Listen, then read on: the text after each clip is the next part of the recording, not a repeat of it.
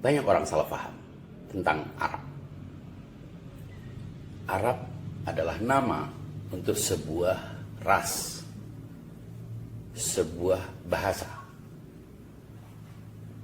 Bukan nama bangsa dan bukan nama negara. Media memberitakan sepak bola, pertandingan antara timnas Arab dan timnas Yordania. Ini adalah sebuah kesalahkaprahan, karena Arab bukan nama negara. Nama negaranya adalah Saudi. Arab Saudi, Arab adalah adjektif bagi Saudi. Mengapa? Karena Yordania juga negara Arab. Ia salah satu dari anggota Liga Arab. Maka dari itu, sebutan Arab untuk sebuah negara adalah kesalahan. Arab adalah nama sebuah ras yang terdistribusi ke dalam berbagai macam negara-negara. Terdistribusi ke berbagai macam bangsa-bangsa. Apa bangsa itu? Bangsa adalah sebuah komunitas, sebuah masyarakat yang terbentuk berdasarkan konstitusi sebuah negara.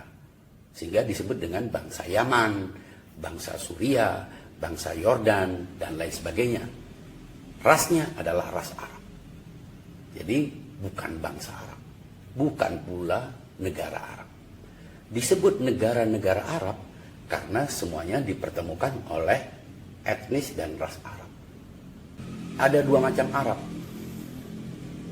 Arab yang asli dan Arab yang terarabkan melalui proses asimilasi, perkawinan, proses politik, peperangan, dan lain sebagainya yang akhirnya sekarang berkembang ke lebih dari 20 negara. Nabi Ibrahim adalah orang yang datang dari luar Arab, kawin dengan wanita Arab, melahirkan seorang anak, Ismail. Nah, dari Quraisy muncullah keturunan Arab. Di antara mereka adalah Ali bin Ja'far yang berada di Basrah, lalu berpindah ke Yaman. Di Yamanlah mereka disebut dengan Alawiyin, yang kemudian sebagian dari mereka berpindah ke Nusantara. Sebagian besar mereka berada di Indonesia. Mereka lah yang disebut dengan keturunan Habib. Tapi tidak semua keturunan Arab di Indonesia adalah Habib. Ada yang memang keturunan asli Yaman. Dari situ kita tahu bahwa ada dua jenis keturunan Arab, yaitu keturunan Arab Alawiyin dan non-Alawiyin yang biasa disebut dengan Masyayikh.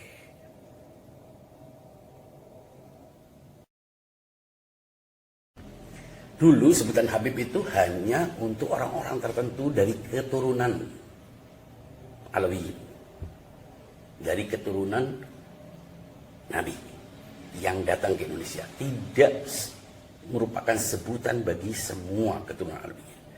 Tapi entah dalam perjalanan sejarahnya kemudian setiap keturunan Alawiyin disebut Habib. Ya, kalau memang Habib adalah sebutan bagi setiap keturunan Arab, mestinya dia bukan individu tertentu. Masalahnya mengapa mereka diunggulkan? Itu karena pemahaman masyarakat yang sejak semula terdoktrin oleh teologi agama yang memperlakukan mereka sebagai Ahlul Bait. Jadi ada kerancuan antara memposisikan keturunan Nabi sebagai Ahlul Bait atau Ahlul Bait harus dipahami sebagai kelompok tertentu yang tidak semuanya mencakup keturunan Nabi. Nah, dalam masyarakat Ahli Sunnah memang ada pendapat yang dominan yang memperlakukan keturunan Nabi sebagai Ahlul Bait. Ini berbeda dengan pandangan Syiah yang membedakan antara Ahlul Bait dan keturunan Nabi. Syiah menganggap Ahlul Bait memiliki hak keistimewaan, kesucian sesuai dengan tugasnya mengawal agama. Sedangkan keturunan Nabi bukan Ahlul Bait, tidak punya hak kesucian dan diperlakukan sama. Memang seorang Habib, seorang keturunan harus dimuliakan, tapi bukan karena mereka. Dimuliakan karena mereka terhubung dengan Nabi. Jadi penghormatan kepada Sayyid atau keturunan Nabi atau Habib itu bukan semata-mata memberikan hak istimewa, meliburkan hukum agama apabila melakukan kesalahan, tapi semata-mata sebagai penghormatan kepada Nabi. Sayangnya masyarakat yang sudah terdoktrin dengan teologi yang menganggap mereka sebagai Ahlul Bait, akhirnya justru membuat sebagian kecil dari keturunan Nabi merasa memiliki keistimewaan dan diunggulkan. Nah, ketika berada dalam posisi euforia itulah ada yang memanfaatkannya untuk tujuan-tujuan negatif, tujuan-tujuan ekonomi, tujuan-tujuan kekuasaan dan lain sebagainya. Sayangnya pula akibat ulah segelintir orang Habib yang memanfaatkan gelar Habib, yang memanfaatkan penghormatan dan kultus terhadap Habib, muncullah reaksi yang negatif akibat ulah negatif tersebut dengan menganggap semua keturunan Habib negatif. Ada generalisasi stigma negatif terhadap setiap Habib. Reaksi-reaksi rasial yang justru merugikan sebagian besar Habib yang tidak memanfaatkan gelar Habib maupun mengklaim hak istimewa. Gelar Habib adalah suatu kehormatan. Tapi kita harus tahu, penyandang gelar Habib yang utama adalah Nabi dan orang-orang suci. Sedangkan yang lain, keturunannya, mendapatkan gelar itu karena kemuliaan Nabi dan orang-orang suci. Karena mereka bukanlah penyandang hakiki, bukan penyandang asli dari gelar Habib, Sayyid,